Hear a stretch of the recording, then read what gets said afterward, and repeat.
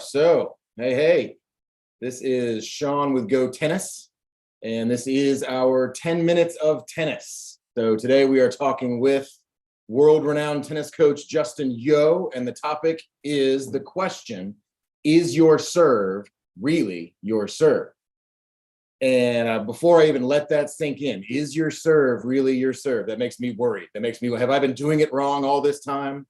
We've got a couple of ways to look at it. One, I'm an adult player. Am I really doing it wrong? And I've been copying the best and try to make it the best. Or I've got my son and I need to teach him the right way to do it. So Justin, what do we mean by that?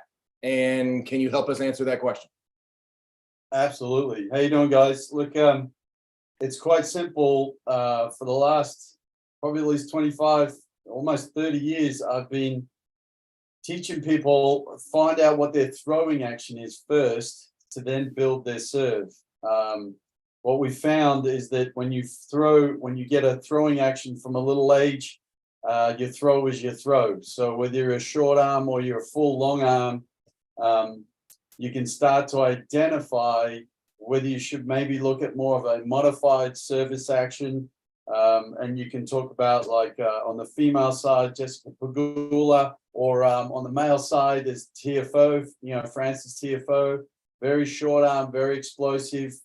Andy Roddick was one of the biggest ones that started the whole concept of it, and made people realize that if your throwing action is there, all you've got to do is build off that. So it's not something that's commonly talked about, but I've had very, very, very good success rate that allows people also less mental issues when they're over the ball, because it's already a map that's in their brain that they know how to throw. So I try to build a serve around their throw. When you throw too, you tend to use your hips. So there's a lot of service actions where nobody uses their hips and they try to place their foot to replace the hips, or they try to turn too much of the upper torso to make up for the hips. And that's when they lose balance, or the ball toss goes off all the time. And there's all these things compensating, when really, if you can just learn how to build your serve around your throw, it can make a big difference, and it can really make it very easy to build. So I'm an adult, which I like to think that I am. I'm an adult and I already have a serve. Okay. I've been playing since I was 9 years old. Let's just use me as an example. You're going to watch me throw a ball. Now you say, you've told me previously, there are 3 different ways people throw the ball. What are those? Yeah, I learned it all from a baseball recruiter many years ago, but he was explaining that there's a full arm thrower, there's a modified serve thrower, and there's a sidearm thrower. Sidearm people are pretty much screwed in tennis. So just saying straight up, that's one of the hardest things. If they've already got a sidearm throw, it's going to be really hard to develop the shoulder to go that way. But on the other side, I've seen a lot of big full arm service actions.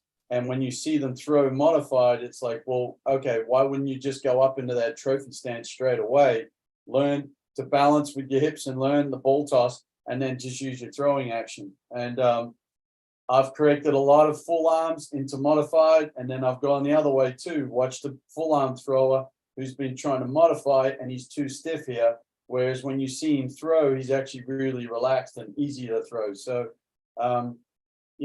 we can go over all the mechanics. Elasticity, mental needs to be nice and relaxed and calm.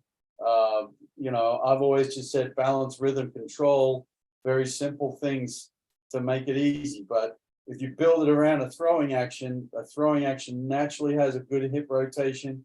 It naturally is, you tend to be balanced when you throw a ball. You naturally know how to, the chest goes first, shoulder, all the mechanics start to work easy if you just build it up around a throw action. So something I've found very successful. I've seen adults change midlife and all of a sudden don't have knee issues or lower back issues because they've just learned to build their serve around their throw action. And so as an adult in my 40s, I don't need, it's going to create a midlife crisis if my serve isn't working for me, because maybe I've got it wrong. So I just need a midlife serve adjustment. So I need to instead of the midlife crisis, we need to go with a midlife serve adjustment. It may be hard. It may be that one step back to take 2 steps forward. Yep. go to my coach. I'm gonna if I've got my coach, I can go to him and say, hey, look, I heard this thing, right? And I think Yep. players do that a lot, where they go, hey, coach, I saw this thing on YouTube, and I Yep. heard I'm supposed to hold my pinky up when I serve. Like there's always some Yep. some weird thing online that you can learn, but this one seems to really be focused inside the biomechanics of how I Yep. operate. And so I can go to my coach and say, hey, can I throw a ball and have you just double check me? Maybe we can make a couple adjustments. And in that case, it helps that mental toughness. We talked about Andy Murray the other day, where Roddick's serve was just there. It was always there because it was just what he did. His brain knew it, his body knew it.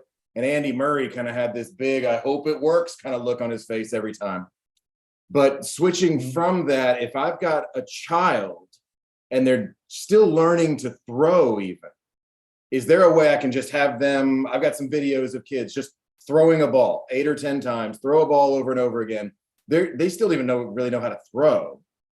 How do I look at that as a coach? Now I'm the coach and I say, all right, little Justin, I'm watching you throw a ball. Let's go into this. I want you to go home and watch Francis, not Fritz, right? So, or the opposite, go watch Fritz and try to emulate him. And that's some pretty good advice for a kid. Yeah. I mean, you did two parts in that question. First one was the adults over 40. Anyone over 40, the shoulder is pretty much where it is. So you're either really strong external rotation or you're really strong internal rotation. So build your serve around where that strength is, because I see a lot of guys too externally trying to do things and really their strength is on the internal. So build the serve around as you've got older, because we definitely over 40 can't serve like we were 20. So your shoulder is not the same person anymore. So build the serve around what your strength is.